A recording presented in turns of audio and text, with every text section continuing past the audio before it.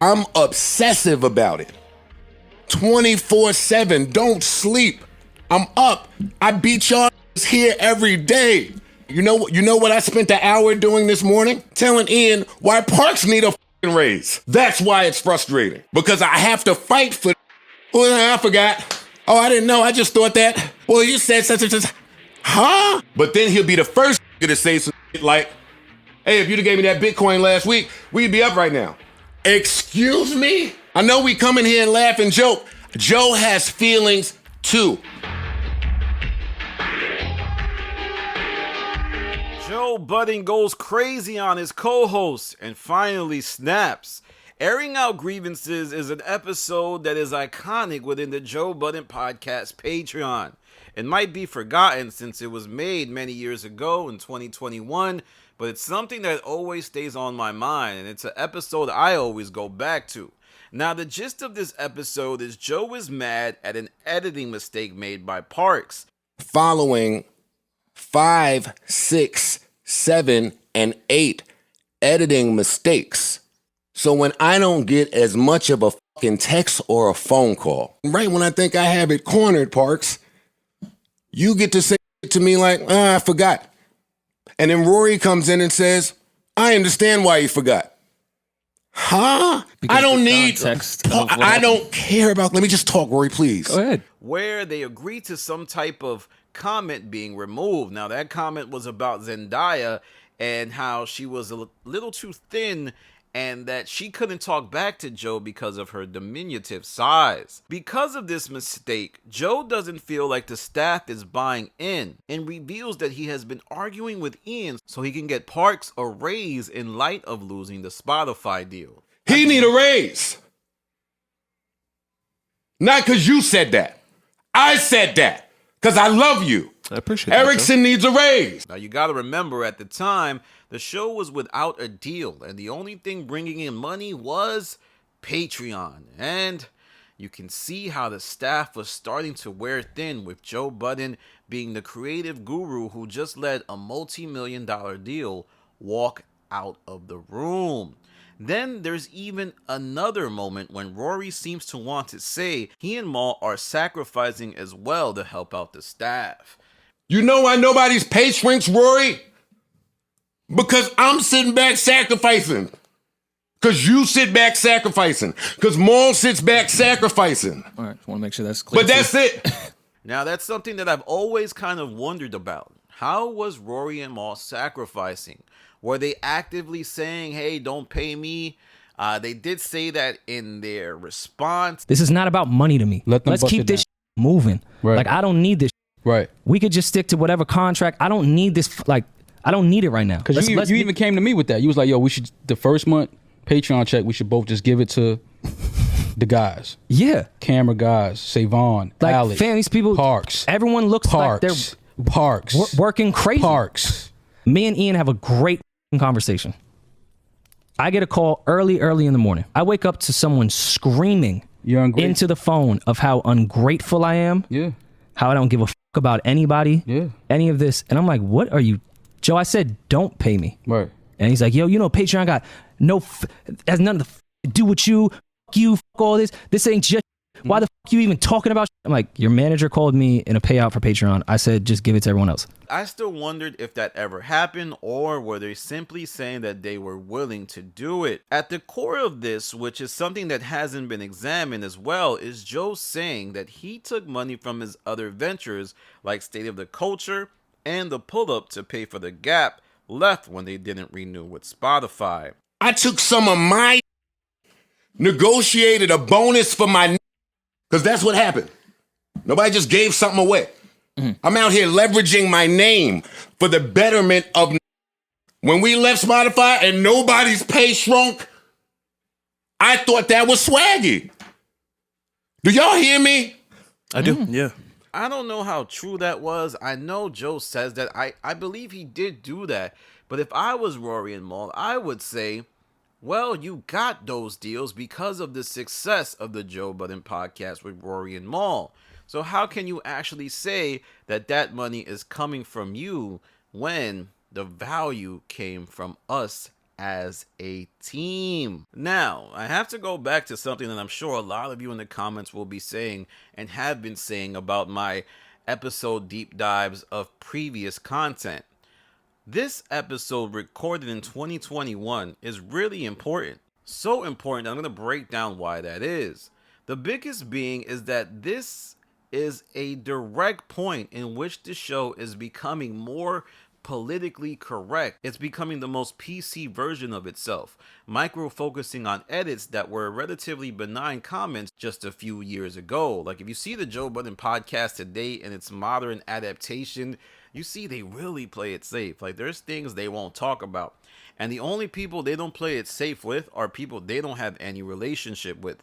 Yes, they'll go in on Danny Lay, or they will go in on Yes Jules, or even make fun of a Cassie before this whole Diddy situation, but they won't touch on the heavy hitters like Jay-Z, or they'll walk on eggshells around Remy Ma and Papoose. You kind of see what's going on, and it starts in the origins of this era of the show. Another key reason this episode is important is that it's 58 minutes long, which is a far cry from today. The insight into that is that Joe Budden wanted to make longer content, and I believe Rory and Mal didn't want to do that. If Rory and Mal were still on the Patreon and they never left the show, I truly believe they would be doing 1 hour episodes or less, not doing the 2.5, 3.5, almost 4 hour episodes that the rest of the cast does today. Now, I wonder if Ish and Ice sometimes have any type of ill feelings about how they likely were paid way less than Rory and Mal, but recorded 3.5 hours worth of Patreon episodes. Now, it's important to remember that Rory and Mal also were on the show when they weren't getting compensated for their time. It's a bit of a different type of setup, but it's still something that I think Ish and Ice probably have given thought to. One more reason this episode is also important is the contrast between the business structure then and now. Joe Budden is openly saying that he is compensating the cast from his other ventures. He is only saying that because the cast was under a different business model then. And now in the present day, he doesn't have to say that at all. He will never have to tell Ish and Ice, I'm paying you from my AMP deal, or I'm paying you from the ads that I get. He only has to give them a bonus. He doesn't have to explain anything, and if he wants to give them extra money, he merely says, hey, I gave you guys extra money. But back then, he had to kind of fill Rory and Mal in on what was going on.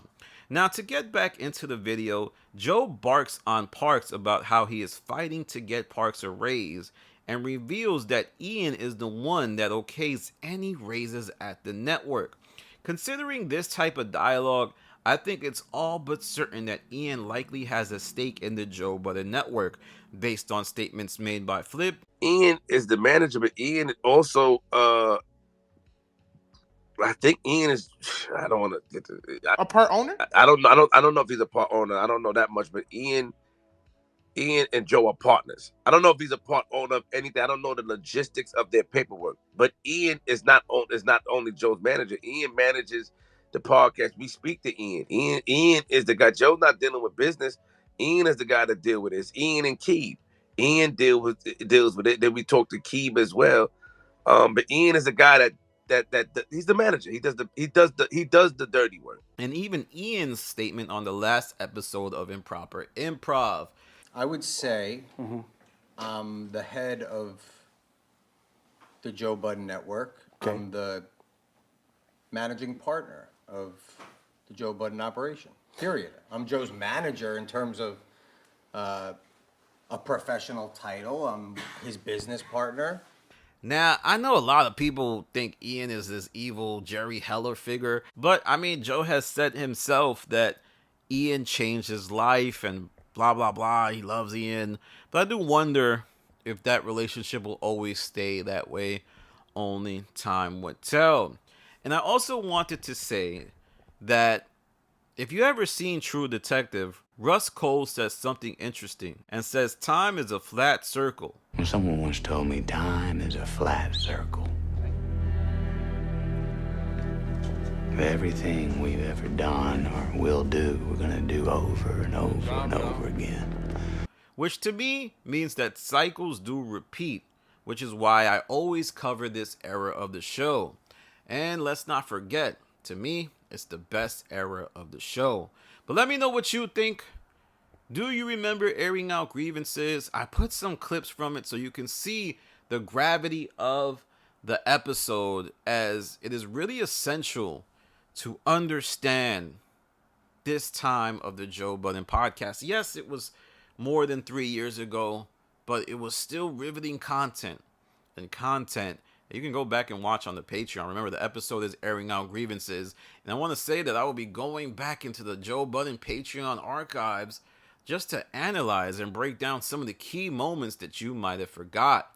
And I might be doing this because I don't really find the current run of episodes without Joe too compelling. This is not part of my personal gripe with Flip. I just don't find A Mike Flip that interesting. And it's a lot of laughing and like forced laughing, I might add. Now, I did a poll where 52% of the audience said that they enjoy the episodes without Joe. But I do think in time that will wear thin and people will start to beg Joe to come back. I also want to see other people try out the A-Mike role, like Mark Lamont Hill. I think Mark Lamont Hill could pull it off because he's running solos on his channel. And he's also moderated panels before. So he knows what he's doing in that regard. I want to see the conversation navigate from Flip leading it, because I think he is a bull in the china shop. And sometimes he kind of just messes up a lot of things with his sudden movements in terms of dialogue. But let me know what you think. Follow me on Instagram, The Stop TV. Follow me on Twitter, The Stop TV. This is Danny from The Stop. Peace.